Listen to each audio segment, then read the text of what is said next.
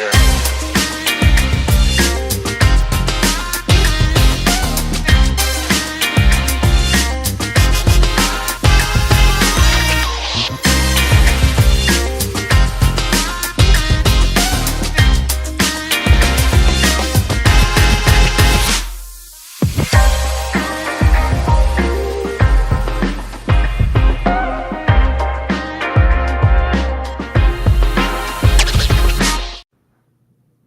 Hello, everyone. Hi, Aniston. How are you? Good. How are you? Good. So glad to be here. I know. I'm so excited to have you. Everyone, welcome. We have Gina Galeotto. She is a UGC creator, full-time content creator, marketing strategist, social media strategist, all of the things. All the things. And yeah, we're going to be talking about what it takes to be a TikTok creator in 2024. I know that a lot of people, after COVID, with the kind of shift to working from home, a lot of people have become interested in being their own bosses and being full-time content creators. So really excited to just hear your story and kind of the tips and tricks and advice you have for other emerging creators and kind of how you got to where you are today. Oh, yeah. I can't wait. That's what I love to talk about. So I'm going to talk your ear off, girl. I can't wait. Well, yeah, just diving in, maybe you can just tell us a little bit about yourself and kind of your background before becoming a creator. Yeah. What I love about my story actually is that I don't have any formal education or anything like that when it comes to social media, which I think I kind of take as proof for my students that like you can kind of start from anywhere. But I have been creating content overall for a really long time. I was born right on the cusp of when social media was emerging in 94. And then around 2000, it was like AIM, MySpace, Facebook, Vine. And so as those all started coming out, I was creating on those platforms. And like in the back of my mind, it was like, oh, maybe being a content creator could be an option, but it felt really far-fetched back then. Yeah. And then after college, which was around 2018 for me, I ended up working a sales job that I absolutely hated. And I think this is where the story gets really relatable for a lot of people, because for whatever reason we're interested in becoming a content creator, it's usually to kind of get out of a situation that we're not super happy in. So that was me. I was stuck in a 9-to-6 job that I absolutely hated. And I decided to use like all the skills I acquired from just practicing content creation over the years to start a little photography side hustle. And that is actually the first niche that ended up giving me my initial like traction on social media. So I gained my first 20 to 50K, I think, with that niche. And so long story short, I've been creating content forever, but I didn't start to see those results until about the end of 2020 or the beginning of 2021. So that's whenever I started taking social media seriously and started kind of applying what I had learned all of those years. So your main focus in the beginning was kind of more photography. How were you, I guess, creating your content around that? And what was your audience like? How were you mostly, I guess, targeting and reaching your audience? Yeah, so I started a whole separate Instagram account separate from my friends and family because I was too scared to like put myself out there in front of them. And so this kind of gave me like the confidence I needed to tackle that page with authority. So at the beginning of my journey, I really showed up as a very authoritative figure, like educating. So my posts, instead of posting just a pretty picture of my photography, which I had kind of learned along the way, I knew it didn't really work.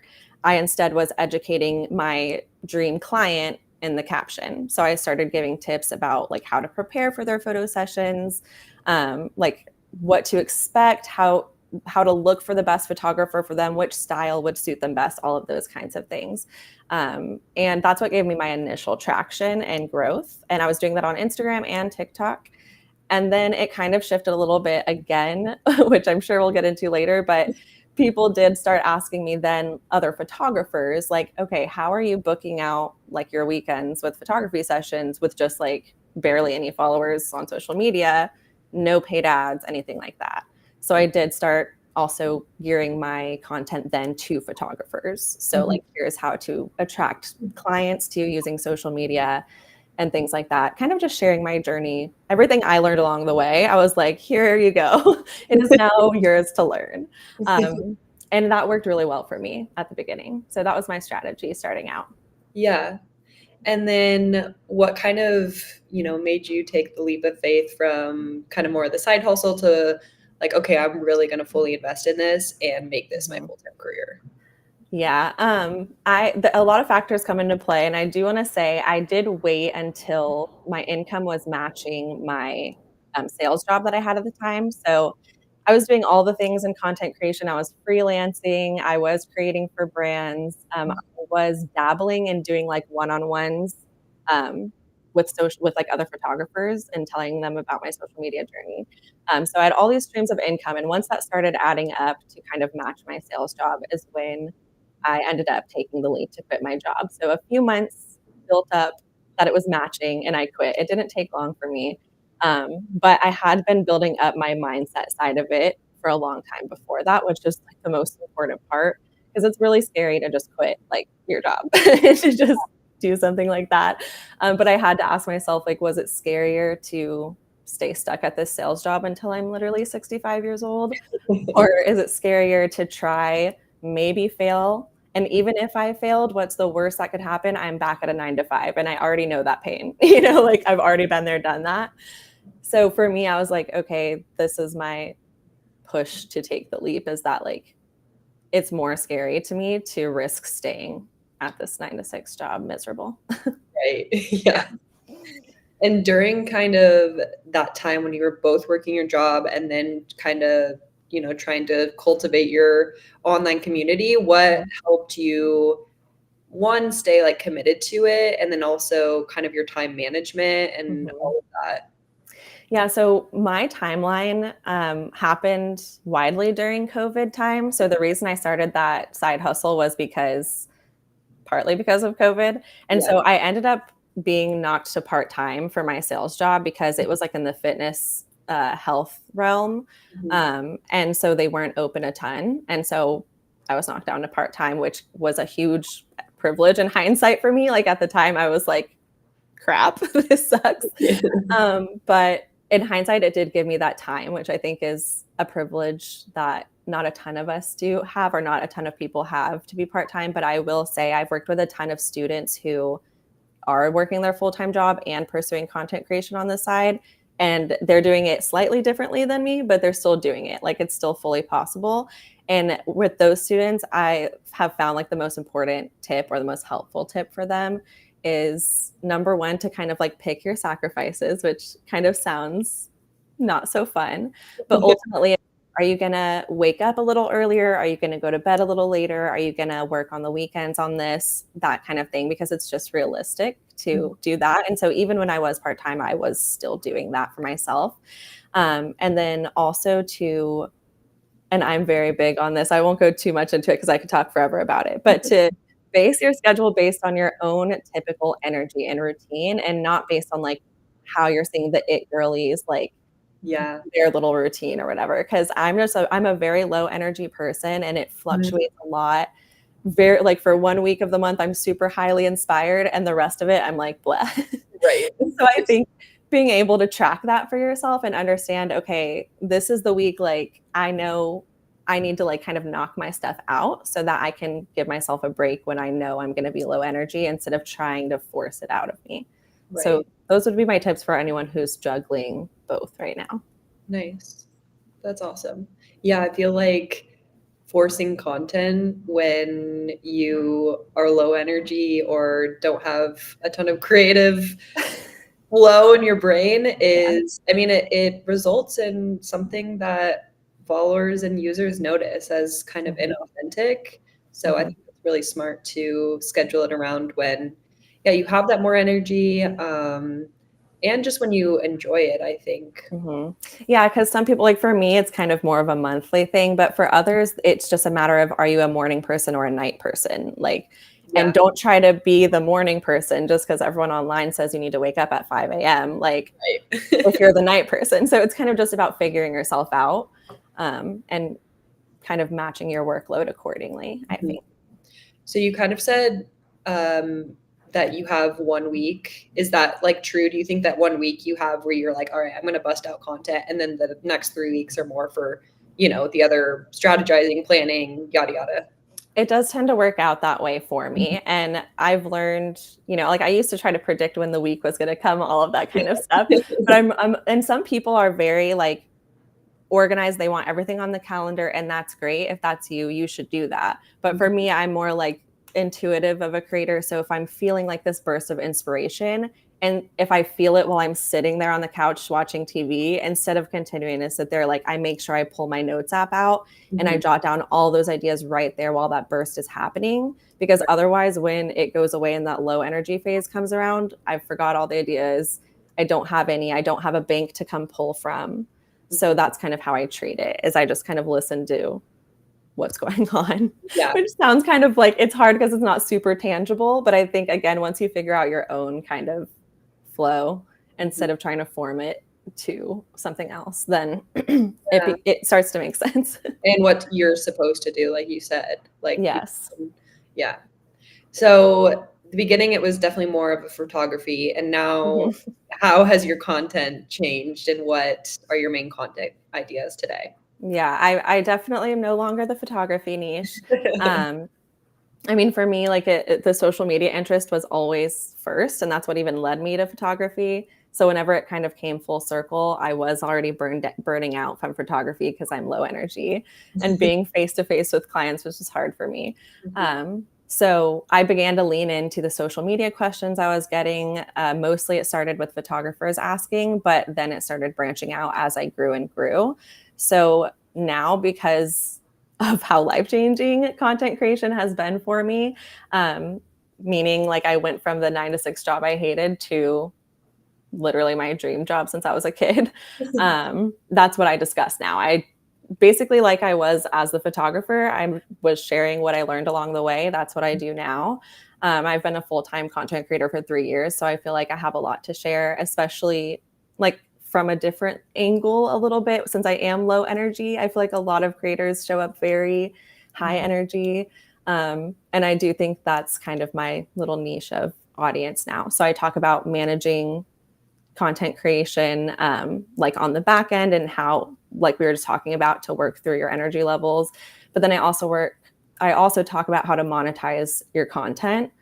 while doing that. So while being able to stay your low energy self who doesn't want to work a bajillion hours or maintain a bajillion followers, I talk about monetizing through UGC, working with brands, or brand collaborations, which it's more commonly known as, Right. and all things content creation. So that's kind of how my topic shift Mhm. happened. It does feel super full circle, and I love it. Yeah, that's awesome. So, yeah, I'm interested to hear kind of, obviously, building that community is one thing, but then people are like, okay, how can I actually monetize my Mhm. account? How can I land these brand partnerships? So, yeah, maybe either you can, start with the brand like sponsorships, Mhm. UGC, or kind of the monetization in general. But yeah, I guess how would someone first go about either like reaching out to a brand to work with? Yeah, I have a lot on this because this is kind of my favorite thing to talk about, because ultimately for me, like, follower count was great. It was fun to grow my account and all of that, but if I wasn't monetizing, like, I wouldn't be here. I would have had to go back to my job. And I Right. also love that brandos don't have to rely on a huge follower account anymore. So as a UGC creator, I can sell my content to brands on the back end and not even have to post it to my own account. Or Mhm. I can do the traditional sponsored posts that most people know of. And Yeah. that gives me a good balance. So if you're wanting to do one of those things or both, the first thing that I would do is to niche down. And I know some people will hate that, but I really think it's because it's just misunderstood. Because some people think a niche is a certain topic and you can only ever talk about that topic. But really, it's just a person or a problem that you're solving. Mhm. And you can talk about that in so many different ways and still share your life. And the reason this is important is because, just as an example, the first brand collaboration I ever got, They found me through typing in keywords that were relevant to their target audience into the TikTok search engine. And then they reached out to me because I was posting to a similar audience. Not that I was posting about the exact same topic, but that our target audiences matched up. So ultimately, that is that's one huge reason to niche down, is because people or brands specifically want to see that you know how to resonate with their target audience. Right. Niching down will give you that practice in the first place, and it also opens the doors to other types of monetization, which I think all creators should have multiple streams of income. So like if you want to sell your own digital products, or you want to do TikTok shop or anything like that, having a niched audience is going to help you do it. Yeah. So that's step one. All that said, that's step one. And then from there, when it comes down to actually monetizing, there's a few different ways to get noticed by brands, because that's really the next thing that you want to do if brand deals is kind of your route.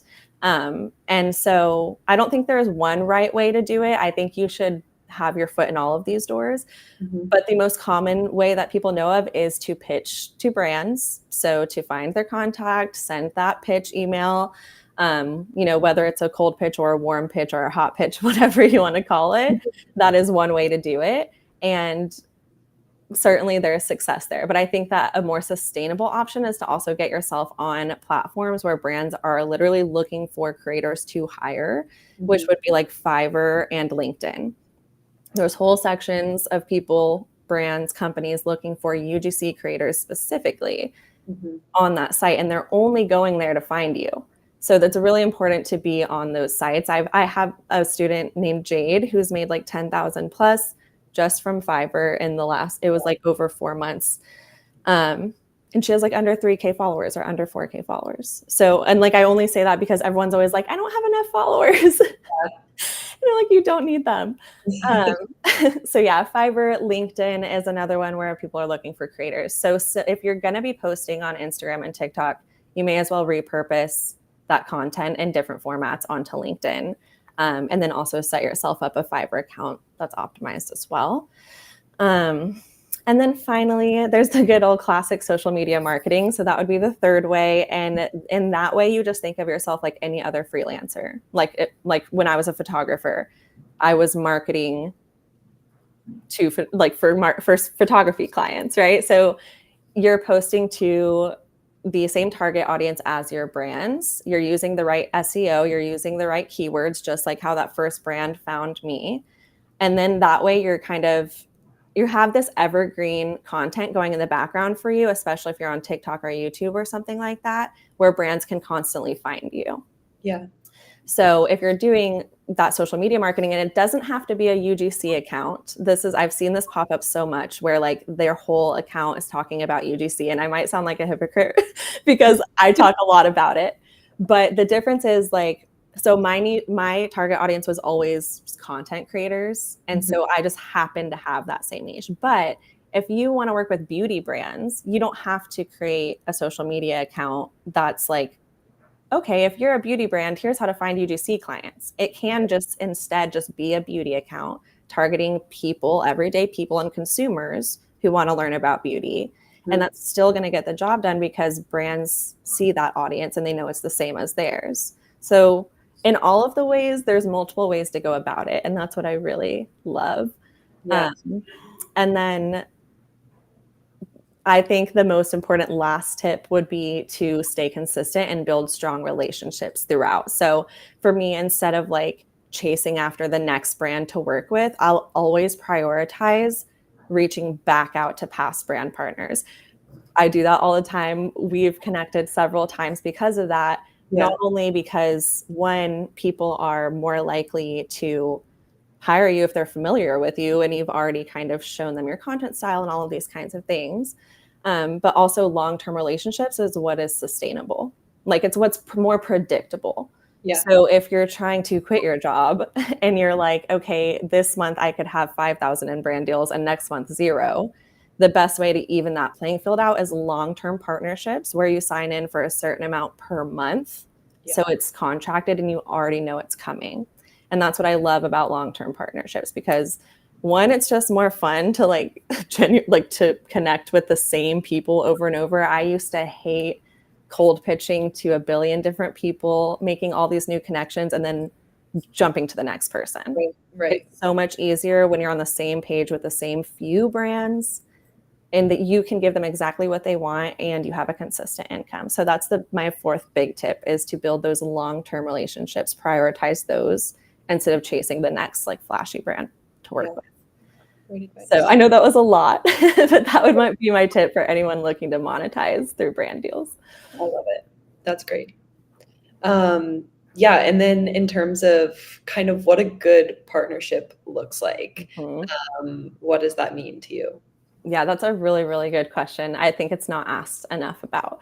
But I think knowing the brand's KPI is really important. So that means key performance indicator. And the reason for this would just be like, as an example, if you're working with a brand and your sponsored post literally goes viral, but their goal, their key performance indicator was actually to get sales conversions, and no one clicked the link, even with all those viewers, even though you went viral, I still wouldn't call that a good partnership.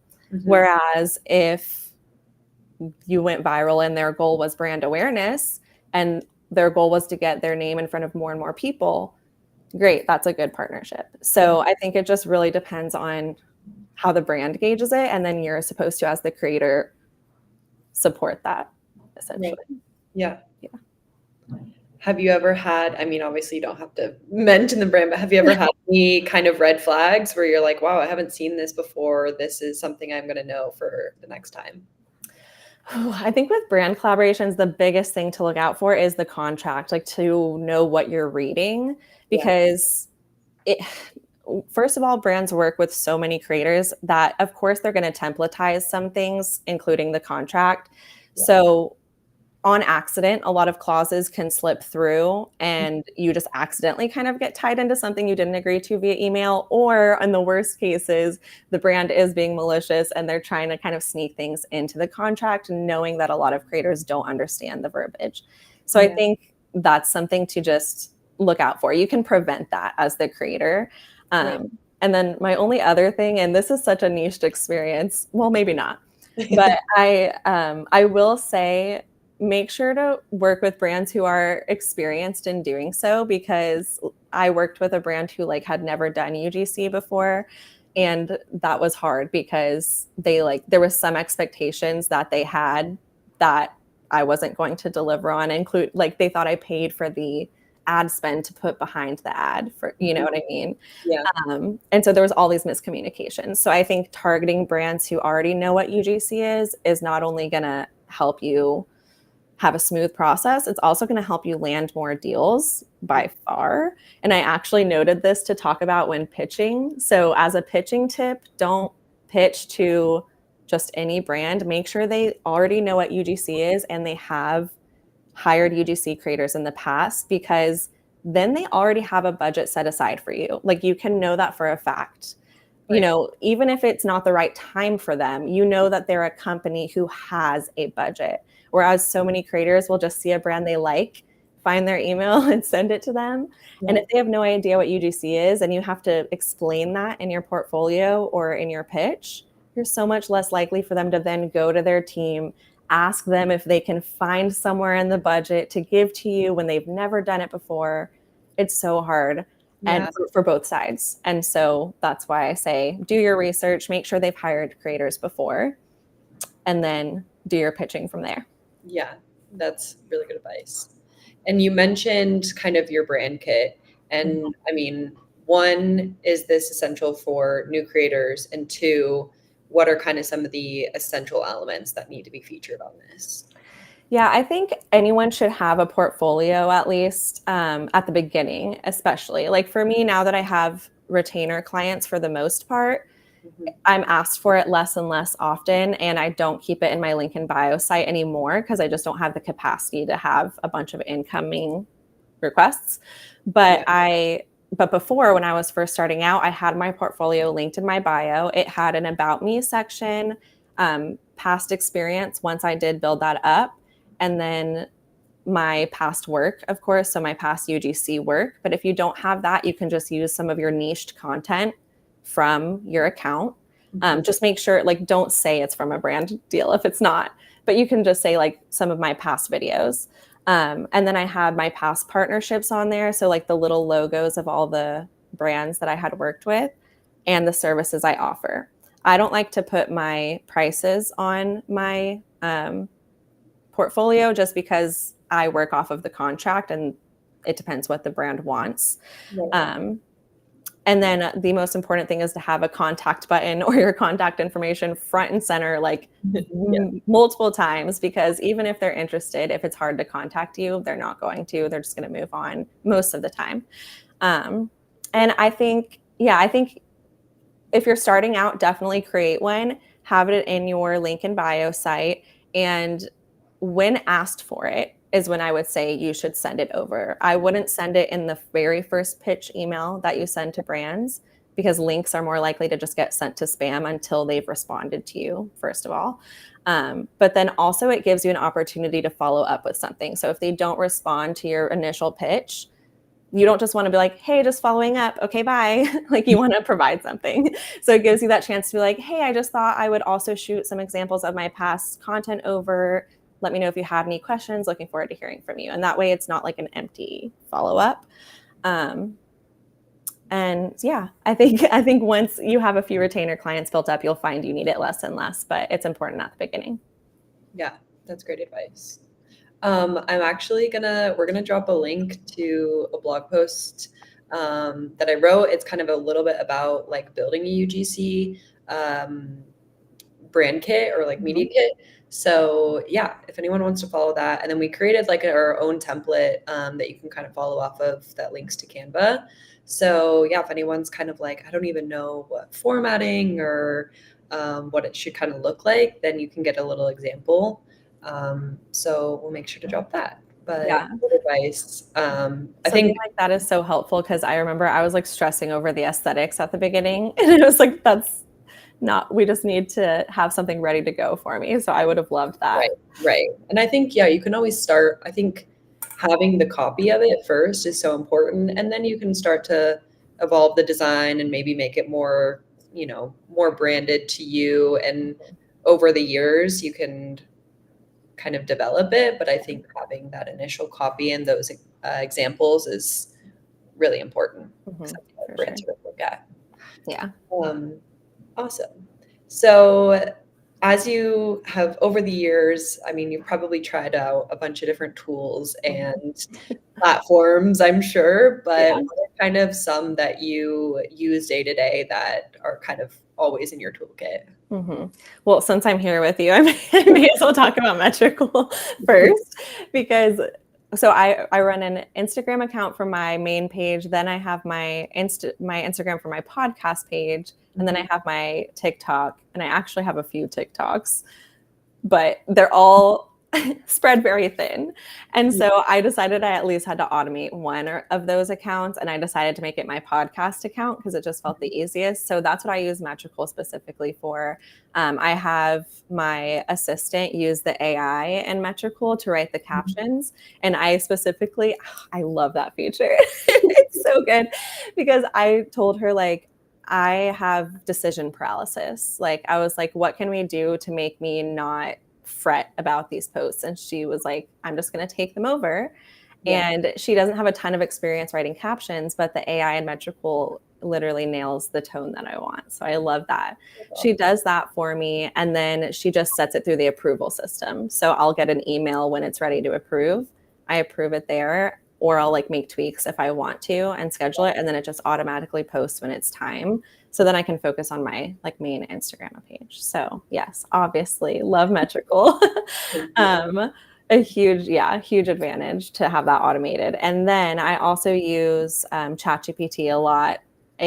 I use it from everything from like planning pitches and negotiating brand deals. Sometimes I'll just paste a whole email thread into ChatGPT and be like, how would you negotiate this if this is the outcome that I want, right? Or like content planning and execution. So I'll use ChatGPT for things like that. Or Let's see. Yeah, Stand for Creators is probably the third one that I would mention. So that would be my link in bio site. It's where I host my digital products. It's where I would put my portfolio when I had it there. And it's just really seamless. I'm not super tech savvy when it comes to like website building. And for the ones that I can, it's usually complicated and like it's just stressful. So I love Stand for Creators for that. So those are Nice. probably my 3 daily uses. Nice. I love that. And then I'm just curious in terms of kind of filming and editing, do you do that on your own? Do you have a team that edits? Do you just film through your phone? What's kind of your setup? Yeah, I wish I had a team that edits, but I don't because it's the one thing that I'm like I can't let go of for some reason. I just feel like I have to have my hand in it. Mhm. Um, so I edit in CapCut most of the time when it comes to UGC and brand deals that Mhm. I'll be delivering for them to post as an ad. But whenever it's a sponsored post or if I'm just posting for myself, I'll usually edit in TikTok actually. Mhm. Um, just so that because I know TikTok doesn't like text that's not native to the app. So if I'm going to be posting on TikTok anyway, I create it there, I save it to my camera roll with the little down arrow so there's no watermark and then I post it to TikTok, and then I have that saved version for other platforms. Um, for brand deals, I do like to edit on my computer though. So I use CapCut, and then for filming, I actually just use my iPhone. However, I will say I think that depends on your niche a little bit. Like I work with a lot of tech and software apps, and it's a little bit more of an educational tone or like green screen or tutorials. And I think it's easy to use an iPhone for things like that. Right. Whereas, like, if you have a more luxury style niche and you're targeting luxury brands and luxury people, you might want to have a little bit more luxurious software and upgrade to like a vlogging camera or something like that. But I don't think it ever has to be extremely high tech or expensive, Right. especially these days when you can find a vlogging camera for like a couple hundred. That's great, like great quality, you know? Um, so that's my setup. That's what I use. Nice.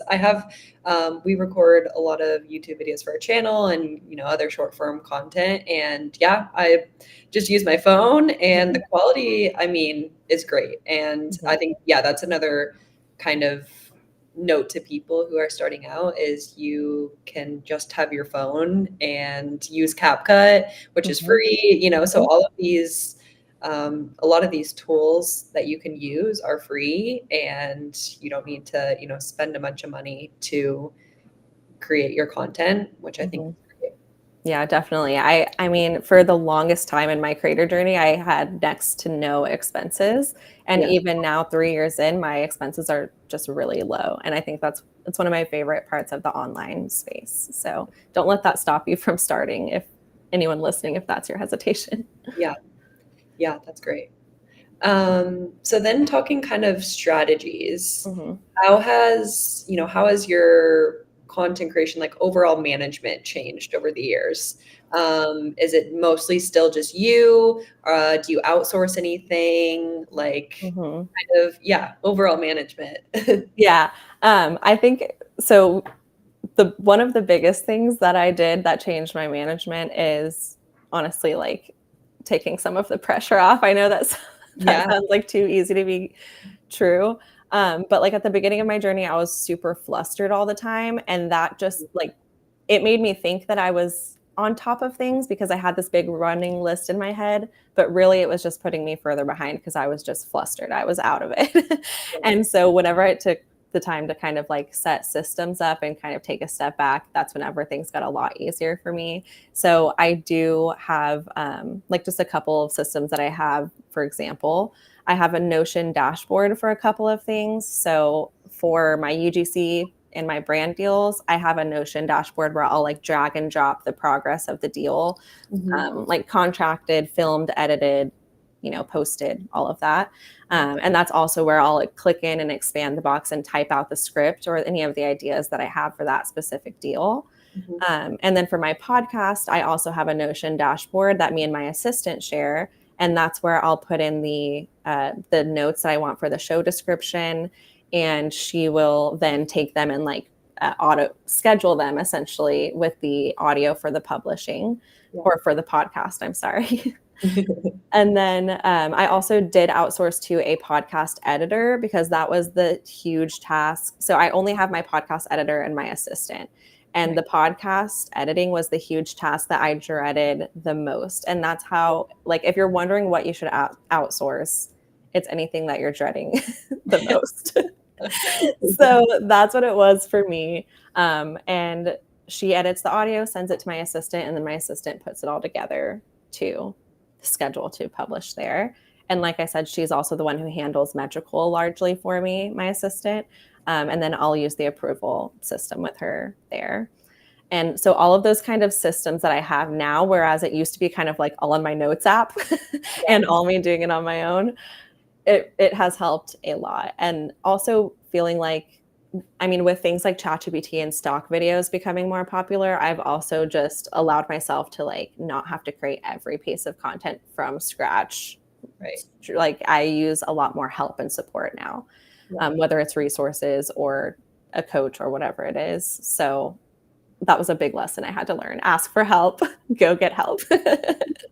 Don't do it all on your own if possible, because there are even free ways to outsource. Like Metricool is a free way to outsource, essentially. Mhm. I mean, having anything automated like that is going to free up hours for you to do something else with, even if it's relax or if Right. it's work on your business. So Right. all of Yeah. that played a big role. That's awesome. Yeah, I think creating those systems in general where you can start to like schedule things ahead of time Mhm. is really just going to alleviate the day-to-day stress because instead of waking up and being like, oh, I need to film content and edit it and then get it uploaded is really stressful rather than being like, okay, I'm going to film today and schedule it 2 weeks in advance Mhm. so that I can, continue to build the schedule so that when 2 weeks comes, like you kind of already have that reoccurring schedule going on and you're Mhm. just working in the future, Exactly. which is great. And yeah, like it alleviates my stress. I'm, mostly a blog writer, so I Mm. don't have to worry about finishing a whole, whole article and then getting it uploaded. Yeah. So yeah, Yeah, and that's I will say one thing, like, so I used Metricool when I started out, and then I kind of when I was running less accounts and had less to juggle, so I kind of like put it on the back burner until I found it again. And I Mhm. think one reason for that is because I was thinking that I had to batch content Mhm. all in one day. Like people talk about batching content a lot, and I think it's also a misunderstood topic. And so I got stressed by batching, and then I didn't have anything to schedule on Metricool, and then I fell off. But instead, now, instead of batching a billion pieces of content in one day, I kind of have themed days more often than not. So if I film one day, I'll edit the next day instead of editing right then and there. And Yeah, then if I edited one day, then I'll write out all the captions and the copy and things like that the next day. And that way, like it's not as fast of a process, but the content will still build up because on filming days, you can still film four different things. And yeah, you don't then have the dread of having to immediately turn around and edit them. So that's how I kind of do it. And you'll build up this kind of vault of content that way too. It doesn't have to be one day per week. It could be an hour per day, of the week instead. right. So that's whenever I did get more Yeah, consistent with auto scheduling it, because it just worked better for me. yeah, awesome.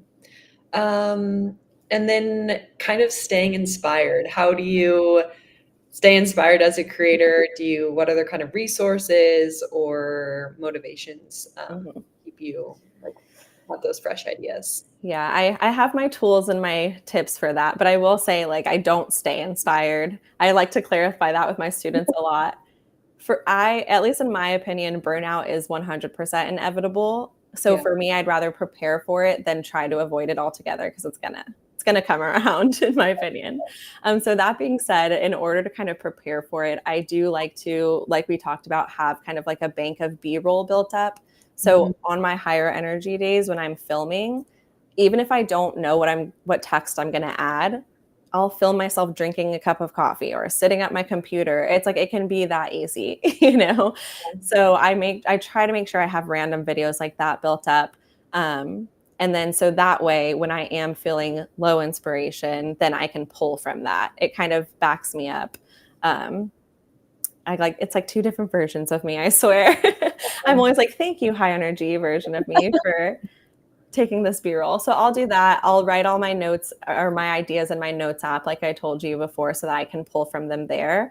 And then I also have a little rule for myself when I'm low inspo that I have to kind of stop scrolling other people's content for a while, which most people I think do the opposite. I Yeah. think I used to kind of start scrolling to try to find content ideas, but I found that a lot of my students, and myself included, really when they were out of inspo, they were like, someone's already posted it, like that's been done before, or they're comparing it, they're overthinking their ideas, comparing it to what's been posted, and then it kind of leads to burnout.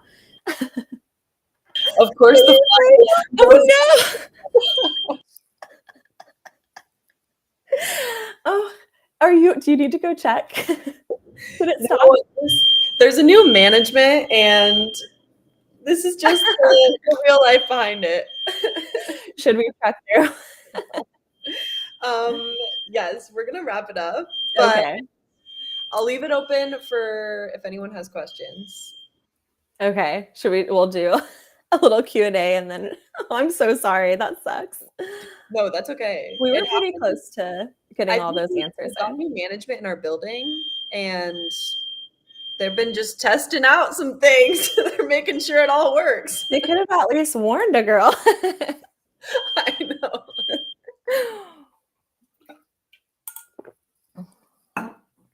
Okay, well, excuse the fire alarm in the back, but I'm gonna drop some things before I leave. So if you want to try any Metricool premium plans, then you can use code TikTok Creator and try any of our plans 30 days for free.